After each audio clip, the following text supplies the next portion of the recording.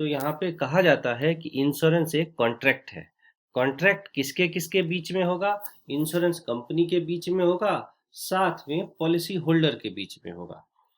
Policy holder के बीच में ये कॉन्ट्रैक्ट होता है। अभी कॉन्ट्रैक्ट किस चीज़ का होता है? तो कॉन्ट्रैक्ट सम ऑफ मनी है, पैसे का ही रहता है। कोई भी डेथ या पेरिल, लाइक अर्थक्वेक, फायर और डेथ के कारण जो कुछ भी नुकसान हुआ उस कॉन्ट्रैक्ट में आता है। पॉलिसी होल्डर को premium as per the contract pay करना पड़ता है।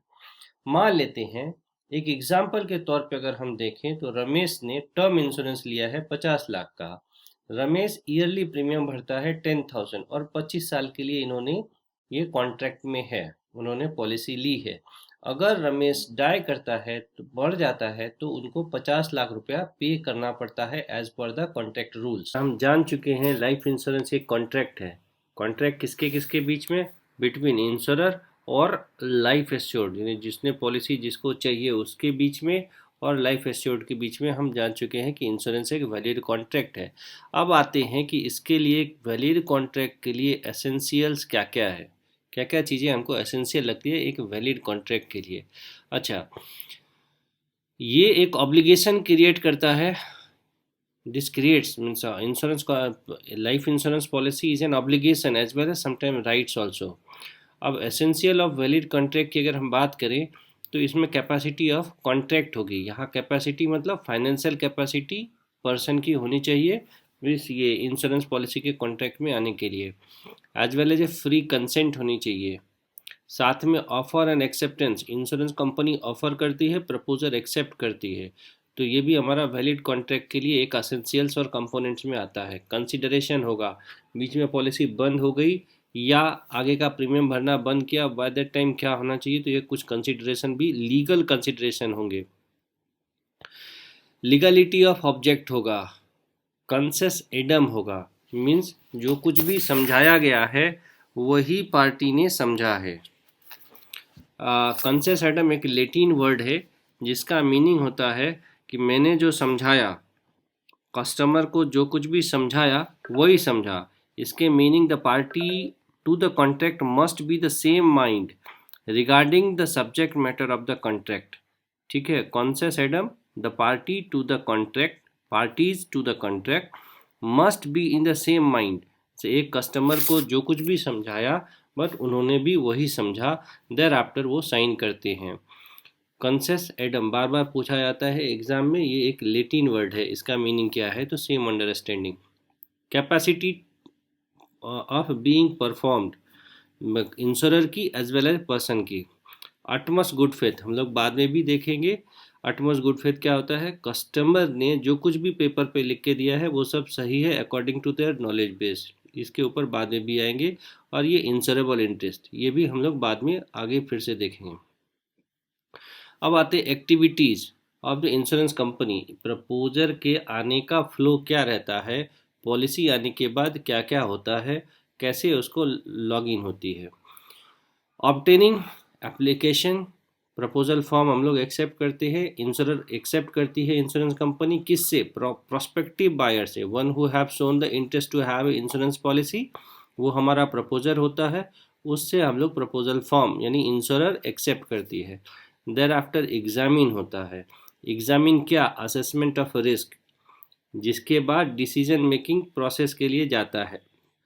इसको दो तरह से आगे वापस से अंडर राइटिंग में हम लोग डिटेल पढ़ेंगे, लेकिन यहाँ पे खाली असेसमेंट ऑफ रिस्क जो कि पेपर चेक करता है वो अंडर राइटर होता है, और assessment of risk is called under writing. अब रिस्क कितने तरह का है, कैसे असेसमेंट होगा, वो हम लोग बाद में भी देखेंगे।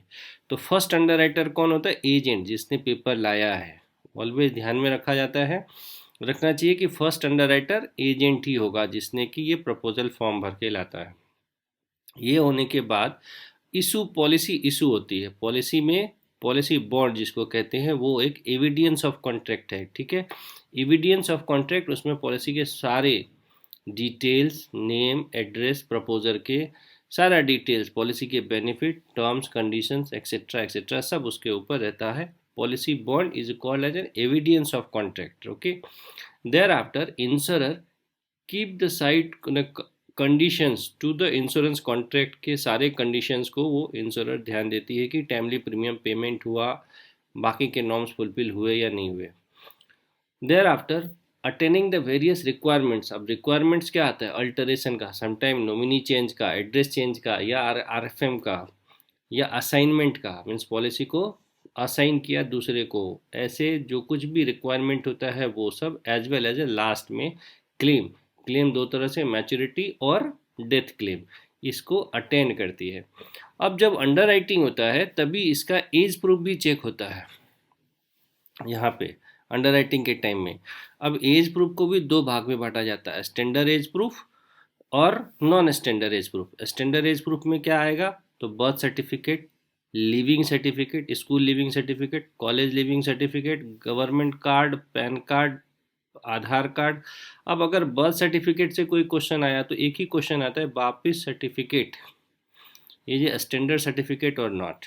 तो बापिज्म सर्टिफिकेट चर्च के द्वारा दी जाती है, ये एक बर्थ सर्टिफिकेट या चर्च के द्वारा दिया गया सर्टिफिकेट होता है, इसको स्टैंडर्ड सर्टिफिकेट में कंसीडर होता है। देयर आफ्टर नॉन स्टैंडर्ड, अभी कभी पूछा गया कि नॉन स्टैंडर्ड सर्टिफिकेट में क्या आता है, तो voter card, ration card, self declaration etcetera, ये हमारा नॉन स्टैंडर्ड आता है। सेल्फ डिक्लेरेशन मैंने खुद से भी दिया, या एल्डर्स ने डिसीजन दिया, डिक्लेरेशन दिया कि इनका एज इतना है, तो उसको भी एज प्रूफ में तो कंसीडर होगा, but non standard age proof.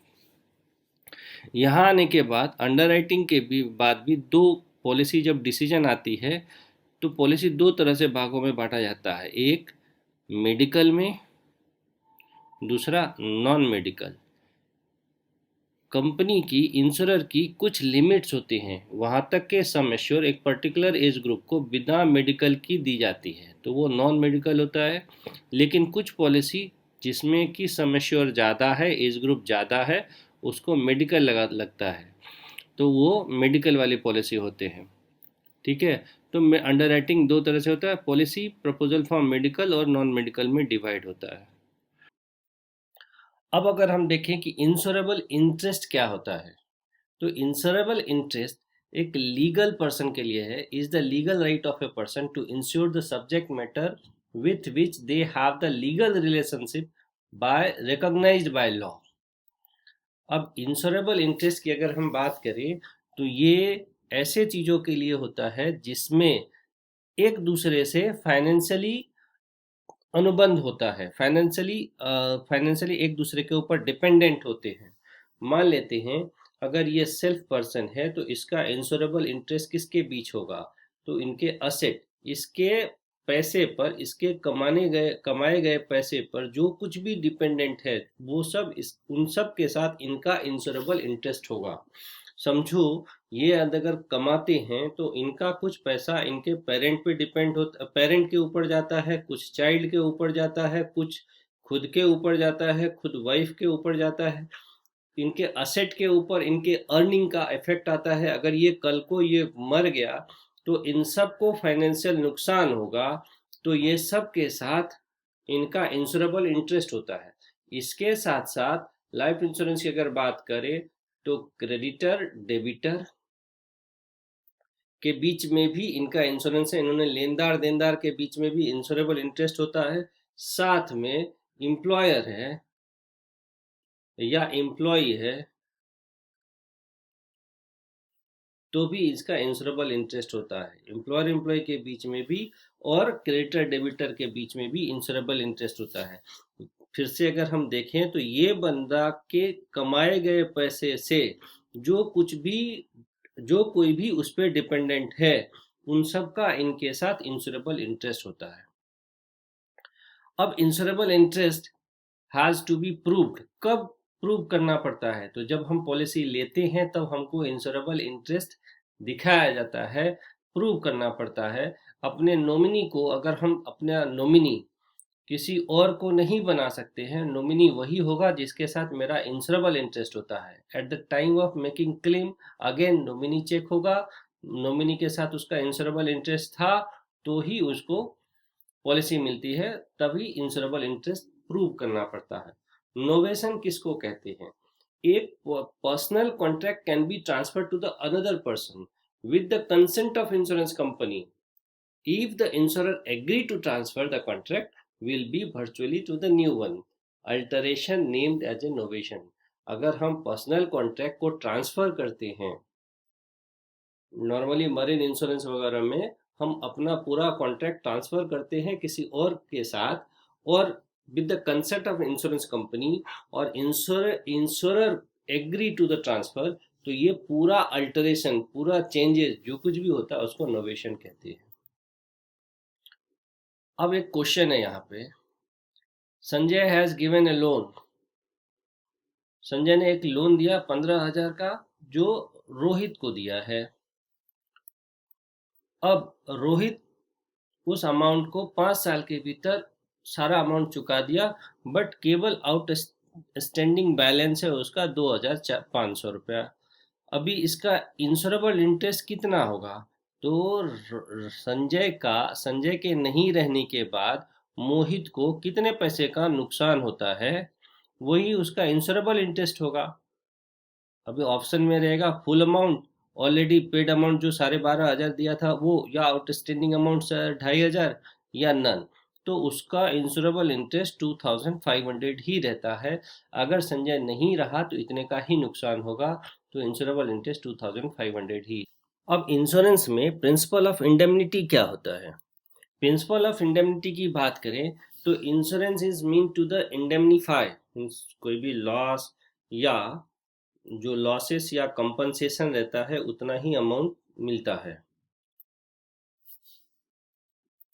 Broadly according to the principle of indemnity, insurance should place the insured in the same financial position. Financial position में इंक्रीज नहीं होता इंश्योरेंस के कारण, after the loss as they enjoyed before it, not better. The principle of indemnity ensure that the insurance cannot be used to make a profit, यानी जुआ खेलने जिसमें कि प्रॉफिट हो सकता है, या क्रिकेट में जिसमें कि इंडिया जीत सकता है, उसका इंश्योरेंस नहीं होता। बट क्रिकेट में बारिश होगा उसका इंश्योरेंस हो सकता है। Principle of indemnity also ensure that the insured person does not make a profit from insurance making the same claim amount with the two insurance company। मानो मैंने मेडिक्लेम ली है और मेरा मेडिक्लेम का खर्चा हमको 45,000 आता है, तो हमको कोई भी इंश्योरेंस कंपनी, मेडिक्लेम कंपनी ये 45,000 ही देगी, इससे ज़्यादा नहीं देगी। साथ में और मेरा कहीं अनदर कंपनी के साथ